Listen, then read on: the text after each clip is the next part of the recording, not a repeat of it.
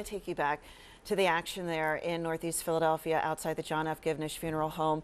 We're starting to see the procession for fallen officer Christopher Fitzgerald of Temple University begin to move. You see the officers with the flags and the motorcycles. We've seen the cars lined up. And Christy, I have to say, you know, this is going to be a long procession because they're taking him past so many places that meant something to him. There's the hearse, and you also imagine his family, the pain they've endured, that it's great to see the honor, but every painful moment for them leading up to this funeral at noon today. Certainly. I mean, they did budget at least an hour from the funeral home to the Basilica.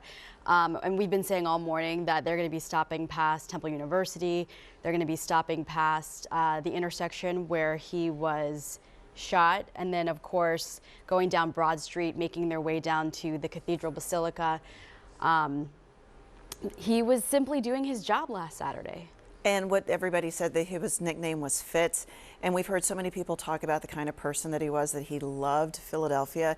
The family had moved and he wanted to come back. He was raising 5 children in the city. That he wasn't just doing his job at Temple University, but he was the kind of guy who reached out to the community at large. We saw him with Black Men Run. We saw him reaching out to students, being a mentor, trying to bring other people along. You know, we're having a crisis in policing, people not wanting to do it. And he was the kind of person that inspired people to think about being the kind of person who would serve and protect others. And so I think that's why you saw those lines outside of the funeral home last night at the viewing. They said it took hours to get in, because even if people didn't know him, I think that level of commitment and service and joy that he brought to what he did, it meant so much to so many. And when you think about, you know, what patrol officers do, is the whole point of it is to be out in the streets, to walk the block, to walk your beat, and that's exactly what he did.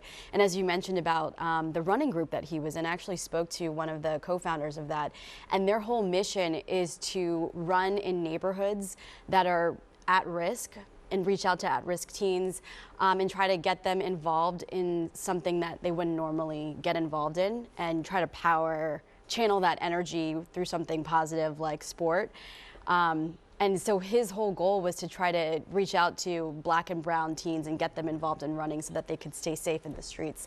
So again, what you're looking at is the procession for Officer Christopher Fitzgerald has begun leaving the funeral home, making its way past several points in the city. We'll